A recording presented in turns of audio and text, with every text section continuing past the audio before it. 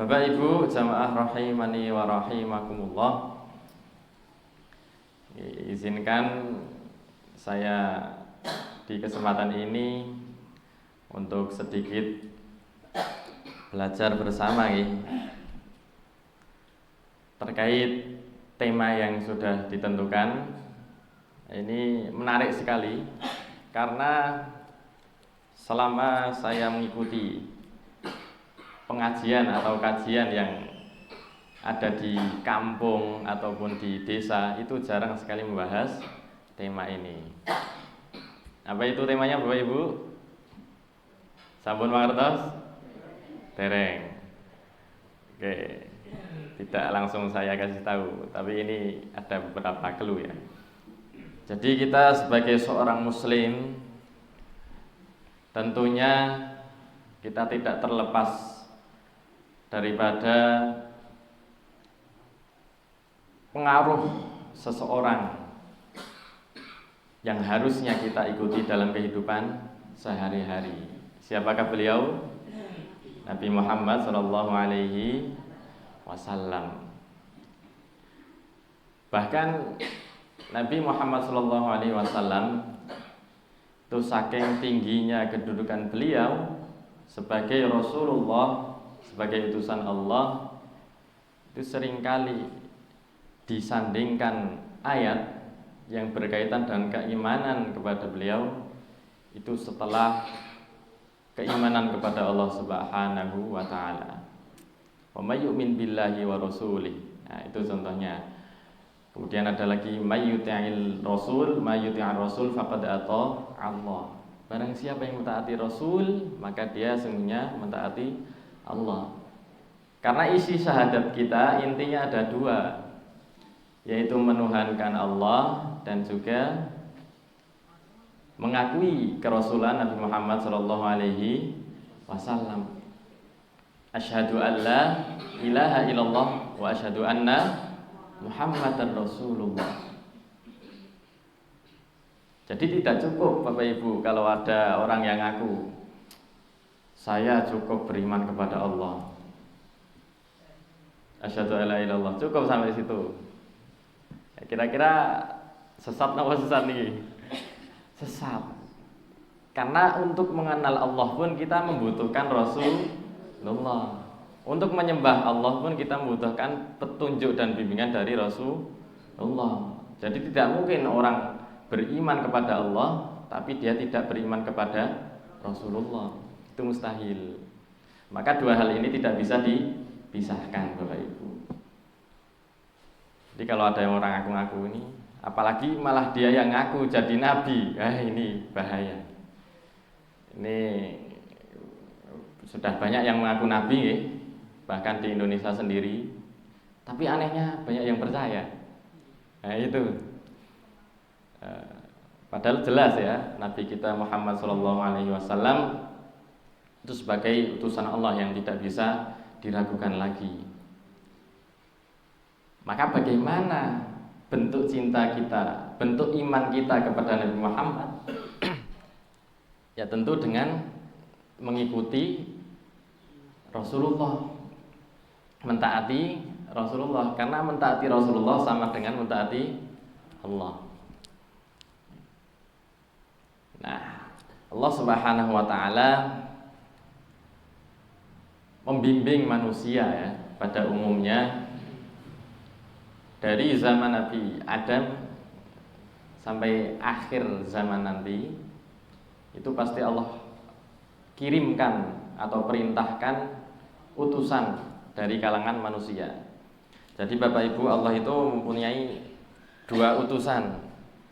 Nah, utusan dari langit dan utusan yang ada di bumi. Siapakah utusan yang ada di langit? Malaikat Jibril alaihissalam. Itu utusan Allah, Rasulullah yang ada di langit. Kemudian siapa yang ada di bumi? Nah, salah satunya Nabi Muhammad SAW. Dan tentunya juga nabi-nabi Allah yang lain yang juga wajib kita imani. Maka mengimani Nabi, beriman kepada Nabi dan Rasul Allah itu adalah bagian dari rukun iman yang tidak bisa kita tinggalkan. Karena ketika kita meninggalkan rukun iman itu, maka tidak sempurna keimanan yang kita miliki. Bapak Ibu jamaah rahimakumullah, sebagai seorang muslim khususnya ya, ketika kita ingin mengikuti Rasulullah Muhammad Sallallahu Alaihi Wasallam, apa yang harus kita lakukan Bapak Ibu sebelum kita mengikuti beliau? Nah, tentunya kita harus mengimani, dan di antara bentuk keimanan kepada Nabi Muhammad Sallallahu Alaihi Wasallam adalah mencintai beliau. Lalu bagaimana cinta itu tumbuh Bapak Ibu? Jadi kalau kita bagi cinta itu ada dua, ada hubbul fitri, al-hubbu al-fitri, atau cinta yang alami. Nah, sebagai manusia itu Bapak Ibu cinta kepada harta benda betul? Tentu cinta. Kita cinta pada keindahan, cinta pada kekayaan, cinta pada dunia, itu cinta yang murni, tanpa kita harus berjuang untuk menimbulkan cinta itu. Jadi cinta itu timbul dengan fitrahnya. Itu cinta yang pertama. Kemudian cinta yang kedua adalah al-hubbu al-ikhtiyari. Cinta yang tumbuhnya itu harus dirawat, ditanam, disiram sehingga tumbuh cintaan itu. Cinta yang harus diperjuangkan.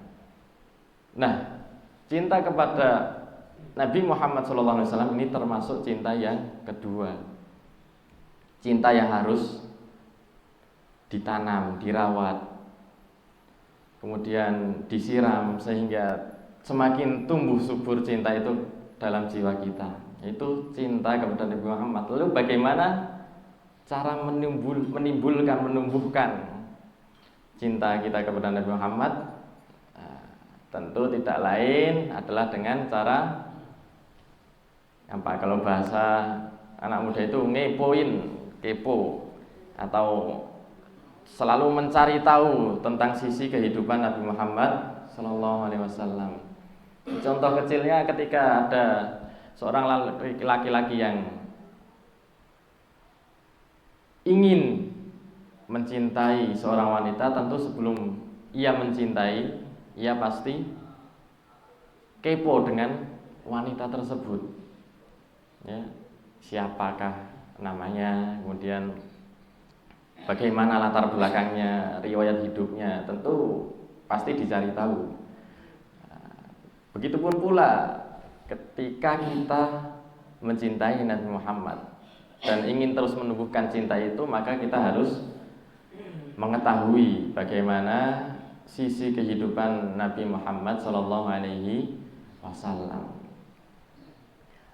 Maka para ulama membantu kita dengan dituliskannya kitab-kitab yang membahas tentang sejarah kehidupan Nabi Muhammad SAW. Jadi sebenarnya mudah Bapak Ibu. Namun ini kembali ke diri kita masing-masing. Apakah kita mau untuk merawat cinta itu? Nah, karena ini nanti akan berpengaruh juga terhadap keimanan dan ubudiyah kita kepada Allah Subhanahu wa taala. Karena ketika kita kemudian tahu kenapa kita harus mencintai Nabi Muhammad,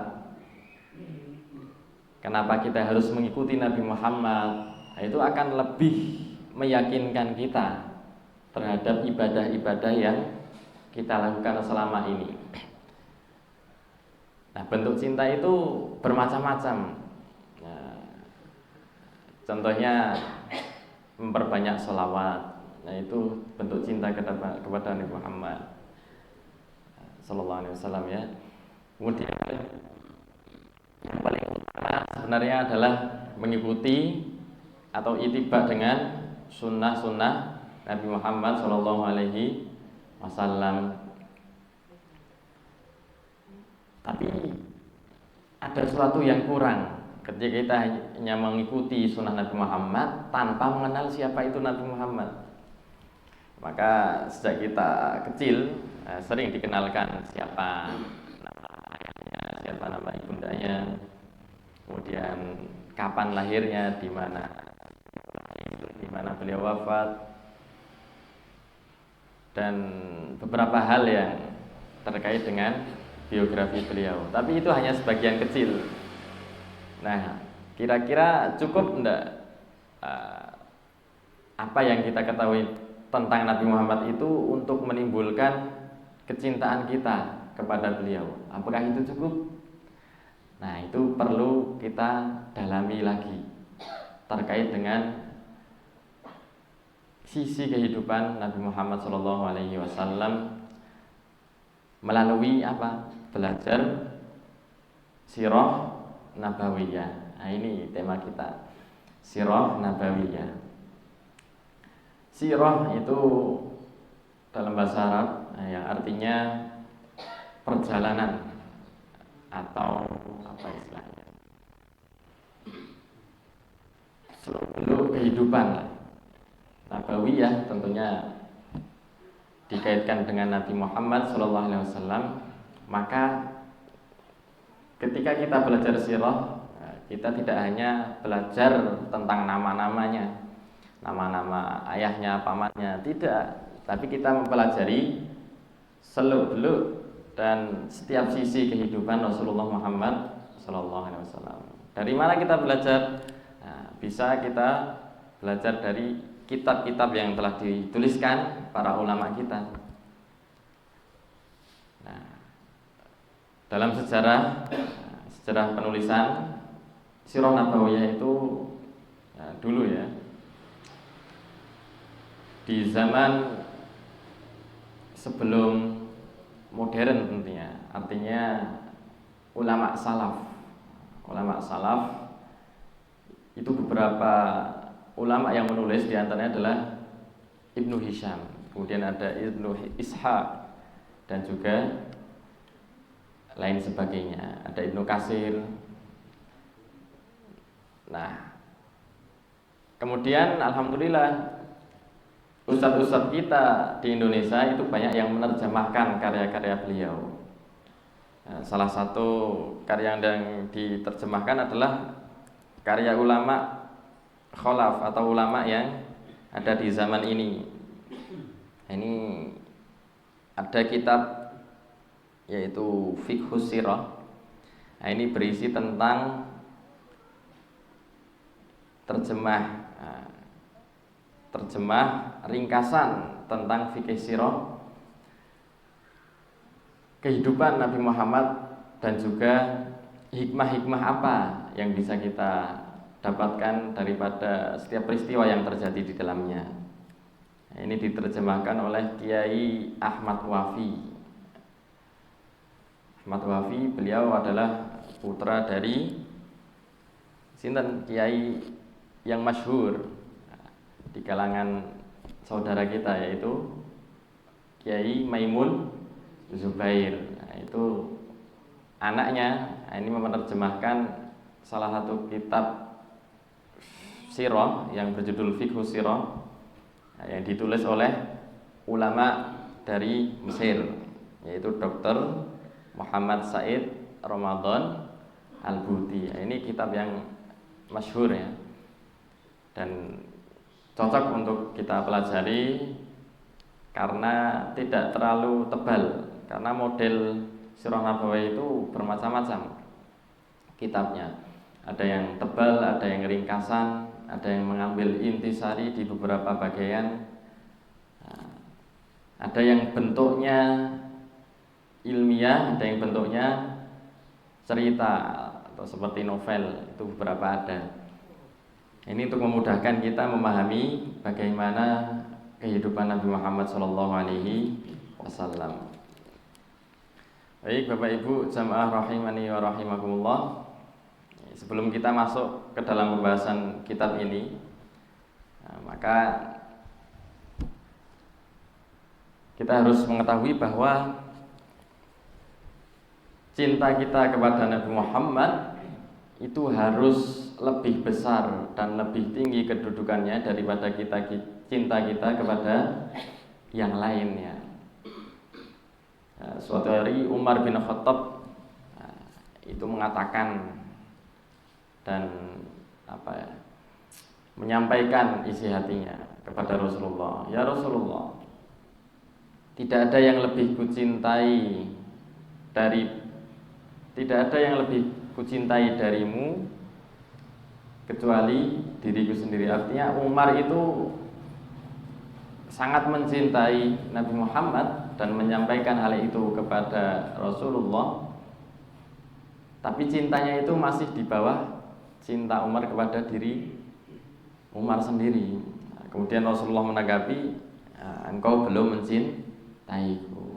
Kemudian langsung direvisi oleh Umar, maka tidak ada yang lebih kucintai dari diriku sendiri daripada cinta kepada Rasulullah Muhammad SAW. Artinya menempatkan cinta yang tertinggi itu adalah cinta kepada Rasulullah Muhammad SAW. Dan otomatis ketika kita cinta Rasulullah itu mencintai Allah Subhanahu wa ta'ala. Maka bagian dari keimanan adalah cinta, Bapak Ibu, mahabbah. Dan otomatis orang yang beriman itu pasti mencintai Allah Subhanahu wa ta'ala. Qul in kuntum tuhibbunallah fattabi'uni. Katakanlah wahai Nabi Muhammad, jika kalian tuhibbunallah, mencintai Allah dengan sebenar-benarnya cinta yang benar, bukan cinta yang salah, karena ada beberapa cinta yang dalam prakteknya itu kurang tepat. Maka cinta yang benar kepada Allah dengan apa caranya? Fattabi'uni, ikutilah aku, artinya ikutilah Rasulullah Muhammad SAW. Dalam hal apa? Dalam hal berkehidupan sehari-hari, Bapak Ibu. Jadi tidak hanya mengikuti Rasulullah dalam hal ibadah mahdhah, tidak hanya mengikuti Rasulullah pada tata cara sholat, tata cara wudhu, tata cara beribadah yang lain, tapi juga cara kita berinteraksi dengan manusia, tata cara kita bermuamalah, etika kita dalam menjalin hubungan antar manusia dalam hal ekonomi, kemudian pendidikan, dan banyak hal yang bisa kita contoh daripada kehidupan Nabi Muhammad SAW. Dari setiap sisi, setiap lini itu pasti ada yang bisa kita contoh dari Nabi Muhammad. Contoh kita sebagai orang tua yang baik bagaimana? Tentu seperti yang dicontohkan Nabi Muhammad SAW. Bagaimana Rasulullah mendidik putra-putrinya, kemudian mendidik umatnya, itu bisa kita belajar dari beliau. Dan itu juga termasuk petunjuk dari Allah yang Allah sampaikan kepada kita melalui contoh dan teladan dari Rasulullah Muhammad SAW. Laqad kana lakum fi Rasulillahi uswatun hasanah. Karena dalam diri Rasulullah sendiri adalah contoh daripada kehidupan yang ideal. Yang ideal menurut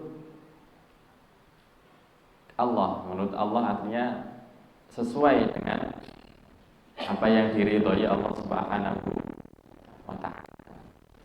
Maka khususnya kita umat Muhammadiyah, warga Muhammadiyah, itu kan tujuan utama berdirinya Muhammadiyah adalah menciptakan umat Islam yang sebenar-benarnya. Umat Islam yang sebenar-benarnya bagaimana? Tentunya dengan ini petunjuk yang Allah berikan melalui keteladanan Rasulullah Muhammad Sallallahu Alaihi Wasallam.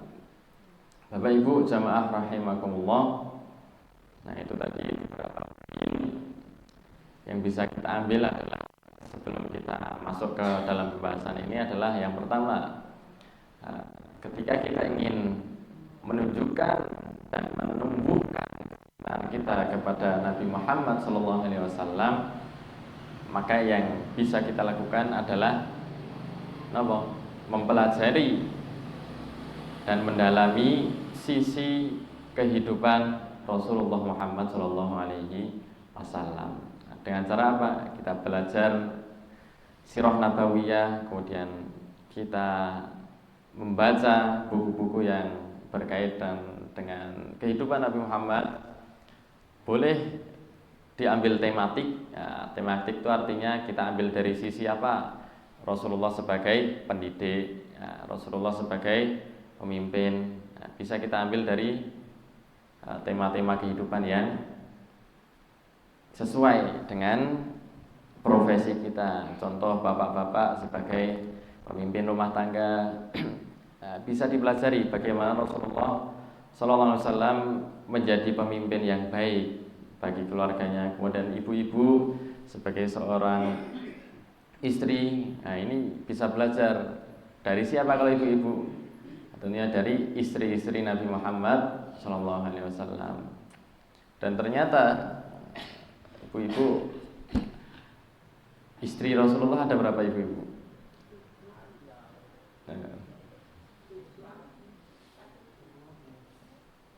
Berapa? 11. Nah, kenapa Rasulullah memiliki istri yang lebih dari 4? Nah, ternyata di antara hikmahnya itu agar setiap kaum muslimah, khususnya ya, itu bisa mencontoh setiap istri Rasulullah itu. Maksudnya adalah istri Rasulullah ada banyak ya, tidak hanya satu ya. Artinya apa? Kepribadian muslimah itu tidak hanya satu coraknya. Kita dalam menjalankan kehidupan di dunia, agar apa tujuannya? Agar selamat sampai di akhirat kelak. Nah, maka Allah mengirimkan wahyu melalui para rasulnya, para nabinya. Kemudian yang kedua adalah menjadikan Nabi Muhammad sebagai sosok panutan bagi umat manusia dalam segala urusan kehidupan. Nah, tadi sudah kami sebutkan ayat yang berkaitan dengan uswatun hasanah. Laqad kana lakum fi Rasulillahi uswatun hasanah liman kana yarjullaha wal yawmal akhir wa dzakarallaha katsiran. Sesungguhnya telah ada pada diri Rasulullah itu suri teladan yang baik bagimu, yaitu bagi orang yang mengharap rahmat Allah dan kedatangan hari kiamat dan yang banyak mengingat Allah. Artinya keteladanan dari Rasulullah Muhammad SAW itu wajib didapatkan oleh setiap orang yang mengaku beriman kepada Allah Subhanahu wa ta'ala. Makanya tadi tidak bisa dikatakan orang itu beriman kepada Allah ketika dia belum mengimani Rasulullah. Maka dua hal ini harus selalu berdampingan, Allah dan Rasulullah. Karena tidak bisa kita mendapatkan petunjuk dari Allah secara langsung kecuali melalui perantara para Rasulullah. Ya.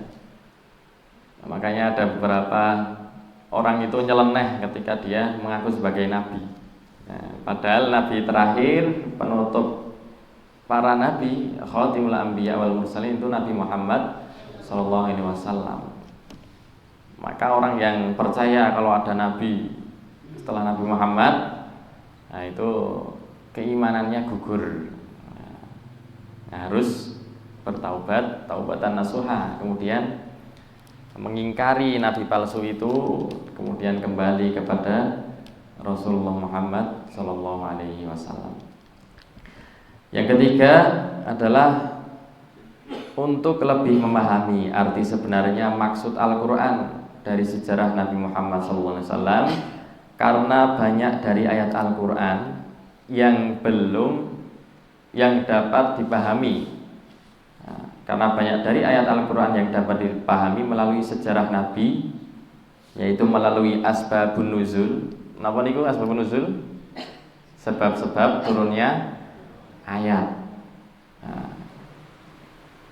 Baik itu umum atau khusus, secara ayatnya ya, makna ayatnya itu bisa kita ketahui. Ini maknanya umum, ini maknanya khusus.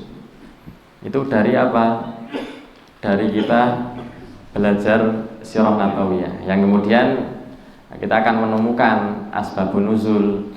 Oh, ternyata ayat ini turun berkaitan dengan peristiwa ini. Ternyata ayat ini turun karena ada suatu hal ini dan lain sebagainya.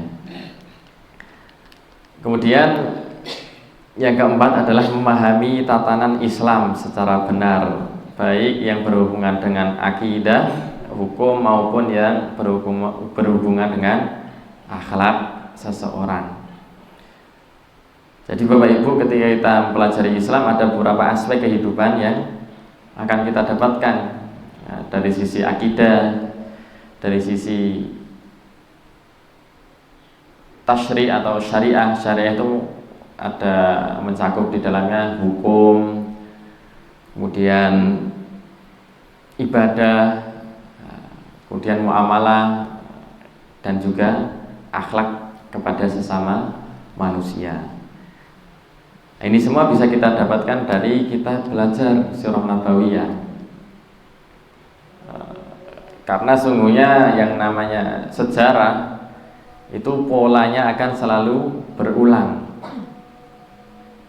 Peristiwa yang terjadi di zaman Nabi Muhammad, itu pasti polanya akan terjadi di zaman-zaman setelahnya, termasuk di zaman kita, ya.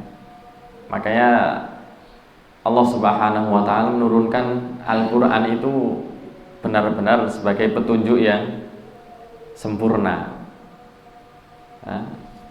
Sholih likulli zaman wa makan. Artinya apa? Al-Quran itu bisa berlaku untuk di setiap zaman dan setiap tempat. Karena apa? Nah, karena ini bukti kalau Allah itu benar adanya. Kalau Allah itu maha tahu apa yang terjadi di kehidupan manusia, bahkan sebelum Allah menciptakan kehidupan itu sendiri.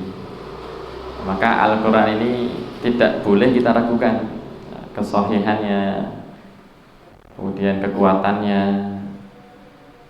dan mukjizat terbesar dari Nabi Muhammad yaitu Al-Quran. Dan kita akan tahu bagaimana kehidupan Rasulullah itu selain dari mempelajari sirah, yaitu dengan cara mengamalkan Al-Quran. Sudah azan, kita selesaikan ya, yaitu tujuan kelima ya, terakhir dalam buku ini, agar seorang, nah ini khusus bagi para ustadz ya, agar seorang dai yang mengajak kepada agama Islam melihat contoh hidup untuk memahami metode yang tepat dalam mendidik umat. Nah, tadi sudah kita sampaikan bahwa dari sisi pendidikan itu sangat dicontohkan oleh Rasulullah SAW. Maka kita bisa mengambil Rasulullah sebagai seorang pendidik. Kita pelajari, kita dalami, kemudian kita amalkan. Nabi SAW adalah panutan bagi semua kalangan, panutan bagi seorang pemuda yang istiqomah, panutan bagi orang yang mengajak kepada Allah dengan hikmah dan mau'izah hasanah, panutan bagi pemimpin negara, bagi suami, baik sosok bapak yang memiliki rasa kasih sayang kepada anak-anaknya. Nabi SAW juga menjadi panutan bagi seorang panglima perang, dan seorang yang terjun dalam dunia perpolitikan, juga menjadi panutan bagi pribadi seorang muslim yang telah diwajibkan untuk beribadah kepada Allah dan diwajibkan untuk bersosial dengan keluarga serta teman-temannya. Artinya apa? Semua lini kehidupan kita, semua aspek kehidupan itu ada dalam diri Rasulullah Muhammad Sallallahu Alaihi Wasallam. Maka dari itu Rasulullah itu sebagai suri teladan yang terbaik, contoh yang terbaik. Kalau kita ingin menjadi sosok ayah yang terbaik, ayah yang baik, maka kita contoh Rasulullah Sallallahu Alaihi Wasallam. Kalau ini kita ingin jadi pemimpin suatu kaum, misal jadi RT, RW, lurah, camat, bupati, bahkan presiden, nah itu kita harus mencontoh bagaimana Rasulullah SAW menjadi pemimpin. Karena Rasulullah itu tidak hanya seorang nabi yang mengajari cara sholat ibadah, tapi juga seorang pemimpin perang, panglima perang, pemimpin negara. Nabi juga seorang bapak. Jadi semua aspek kehidupan dari tingkat tertinggi secara menyeluruh sampai ke tingkat paling mendalam ya, paling kecil, nah itu sudah Rasulullah contohkan. Tinggal bagaimana kita mengenal beliau dengan baik, dengan mempelajari sirah nabawiyah, kemudian kita mencintai beliau, mengimani beliau, dan juga dengan keimanan, cinta itu menumbuhkan kita untuk semangat belajar sirah nabawiyah dan juga belajar sunnah-sunnah beliau Sallallahu Alaihi Wasallam. Mungkin cukup sekian Bapak Ibu sebagai pengantar saja untuk kita belajar sirah